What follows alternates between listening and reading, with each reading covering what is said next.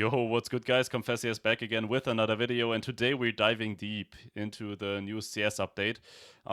Basically, Valve is restructuring the entire CS economy. If you've not noticed yet, you're basically not paying attention at this point. So, they didn't call the update a call to the Armory. Valve is very funny with their names, as we've already seen with a lot of other updates. If you put a little bit of interpretation into it, they called it the Arms-ory update. And if you say it in a kind of way that you're probably going to do, like the sorry, I'm sorry, honestly, after seeing the real numbers behind the CS economy, Valve might actually be apologizing in advance here, in my opinion, because what they just changed is going to reshape skins forever. Not for you and me, probably, but for the creators creating them in the end. So, as we all know, you can already trade 5 covert skins into a knife or glove, and we've seen like artificial demand created here, or not even artificial, it's actual demand. So to understand how massive the impact was, I built a spreadsheet tracking real market data before and after the update. Or honestly, like before, the numbers are not very interesting in my opinion, especially with the skins we're going to talk about.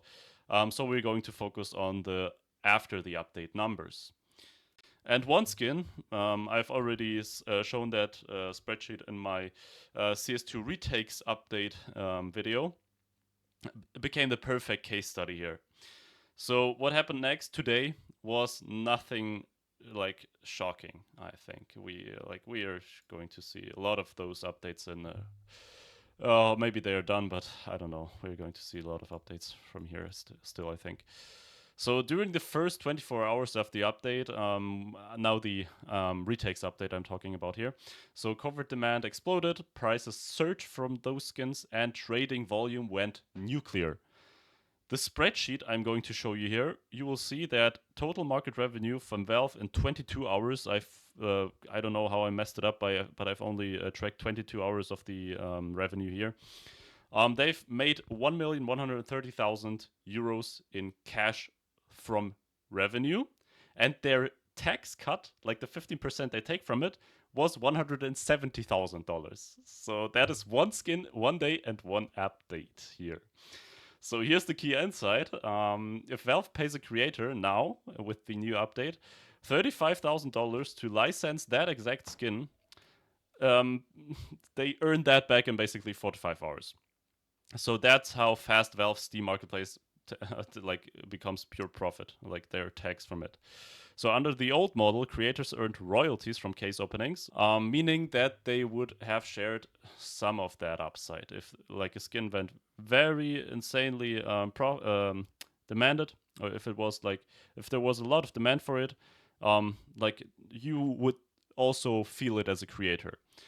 Under the new system, a lot of people would argue it is optional to use or to take this new update. But realistically, like if someone disagrees with it, why would they consider that skin in the first place? They will just, in my opinion, take another one. So, yeah, the Nightwish spike wasn't just a market event here, it was a financial revelation. Proof to Valve that royalties were no longer economically optimal in a game that is this popular. So we're also going to talk about a cooldown example here because the first one is kind of extreme.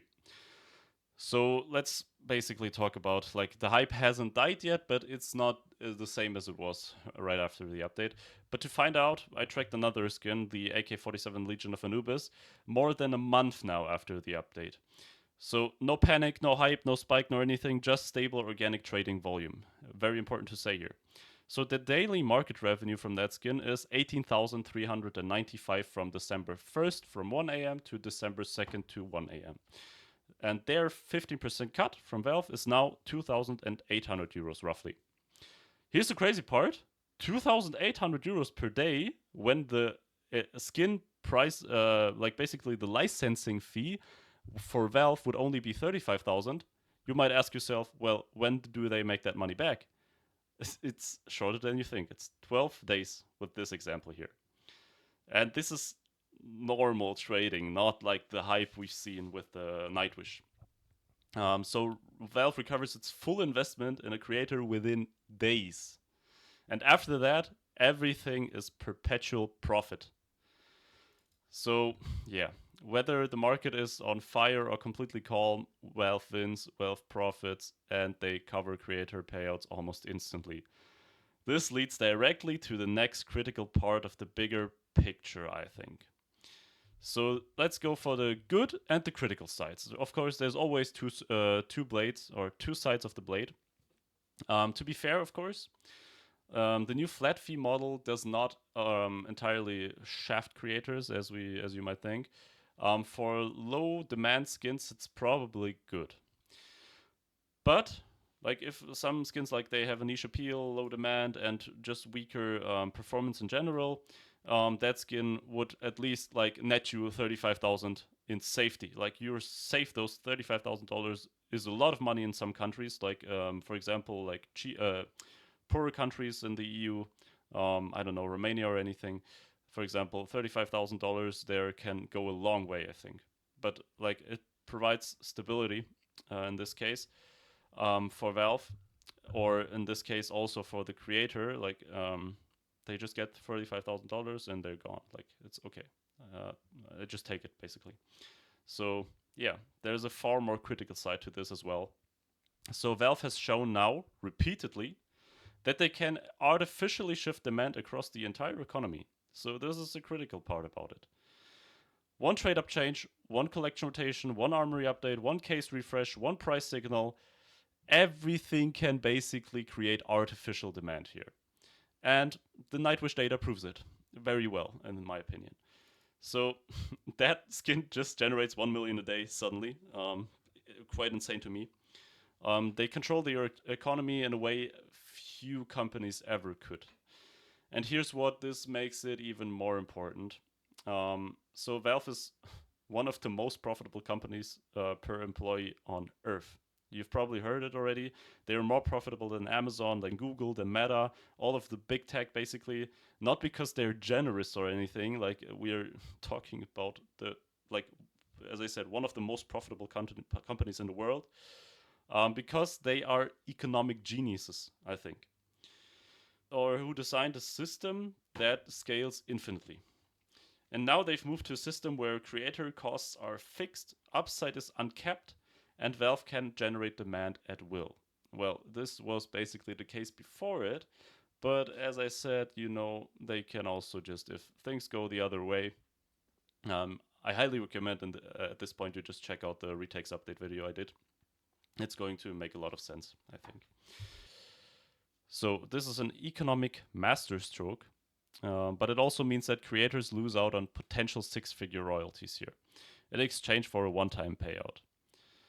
So with the new supplemental terms, Valve can now use community-created skins in the armory focused on charms, stickers, and the skins itself.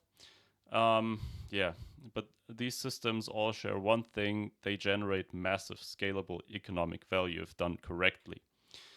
So they require Valve to have permanent full rights to the content, I think, in order for them to even make more money. So this is my opinion on it, basically. So when people ask why did Valve switch to flat fee payments for CS2 creators, the answer is kind of simple in my opinion. Just look at the numbers, bro. In the spike, Valve earns back the cost basically in a few hours. In a call market, they earn it back in 12 days. Like, who cares, man? The game has been running for 12 years at this point. So, yeah, it's about transforming how skins work, how demand is created, and how Valve captures the full economic upside of the Counter-Strike universe. So, creators get stability, and Valve gets scalability back from their own market. And the CS economy is likely going to change drastically. Thank you for watching. Let me know what you think about it in the comments. Like, tell me your opinion. I'm very interested in it. And thank you for watching, as I said. See you in my next one. Have a nice day.